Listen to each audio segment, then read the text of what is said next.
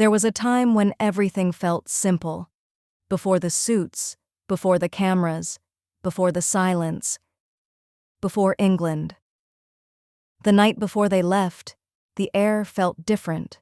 Warmer, heavier, like the island itself didn't want them to go. Amara stood by the shoreline, heels in her hand, letting the water touch her feet one last time. "You ready?" Daniel asked behind her. She didn't turn. "Ask me again tomorrow." He smiled slightly. "You've been ready for years." She finally looked at him. "And you?" Daniel shrugged. "I'm ready because you are." That was always the truth. He followed, she led, and somehow, it worked. The airport was loud, families hugging, voices overlapping, promises being made. Amara held her passport like it meant something more than travel. "This is it," she said quietly. Daniel nodded. "Better life, right?" She smiled. "Better everything." They didn't notice the way her grip tightened just slightly, or the way his loosened. England didn't feel like opportunity. It felt cold. Gray skies, quiet streets, people who didn't look twice at them. "This is it?" Daniel asked. Amara scanned the city. "No," she said.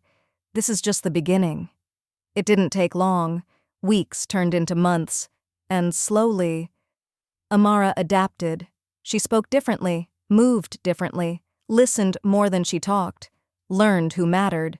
Daniel noticed. Of course he did. "You're changing," he said one night. She looked at him calmly. "I'm adjusting." He didn't argue, but something about that answer stayed with him. The email came late.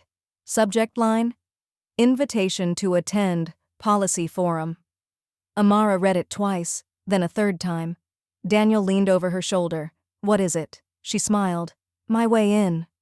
The event changed everything, not instantly, but enough. She came home different, excited, alive, focused.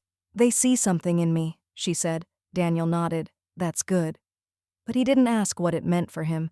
That night, Amara stood in front of the mirror, practicing, refining, becoming. Daniel watched from the doorway, quiet, still, because for the first time, he realized something. She wasn't just building a life, she was building one without him. And this was only the beginning. Success doesn't happen all at once. It happens in moments, small ones, quiet ones. The kind you don't notice, until everything has changed.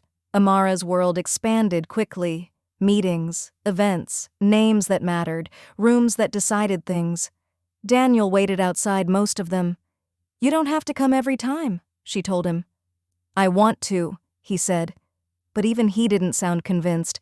She learned fast who to trust, who to avoid, when to speak, when to listen, and most importantly, how to be seen. "You're impressive," one man told her after a meeting. "You'll go far." Daniel stood nearby, smiling but unnoticed. It started small, like most things do. "You missed dinner again," Daniel said. "I told you I had a meeting." "You always have a meeting." She exhaled slowly. "This matters, Daniel." "So do I." Silence.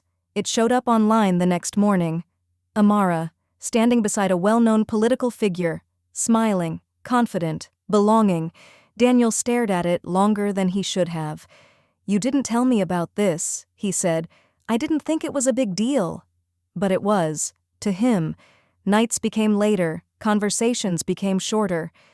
"You're never here," Daniel said. "I'm building something," she replied. "And I'm not part of it?" She didn't answer right away, and that hesitation said everything. That night, Daniel sat alone, scrolling, watching her world grow, without him. Then he saw something, a message, not meant for him. His expression changed, slowly, and just like that, everything shifted. There's a moment in every relationship where love stops being enough. You don't notice it at first, because everything still looks the same. But it isn't. Daniel read it again, and again. It wasn't explicit, not exactly, but it didn't need to be. Last night was unexpected. His grip tightened. "You want to explain this?" he asked. Amara didn't flinch. "It's not what you think." That's always the answer. She stepped closer, calm, controlled. "You don't understand how this world works." "Then explain it to me." "I can't." That was the moment, the real one. Not the argument, not the message, but the realization. She didn't need him to understand. Publicly, she was rising, confident, respected, untouchable. Privately, she was different, colder, more distant. "You've changed," Daniel said again. This time she didn't deny it. "I had to." Daniel stopped asking questions, not because he trusted her, but because he didn't like the answers. Instead, he started watching. Patterns, schedules, late nights, details he used to ignore. One night, he followed her, quietly, carefully, watched her enter a building, not for work, waited outside, heart racing, and when she came out, she wasn't alone. And that was the moment he stopped trusting her.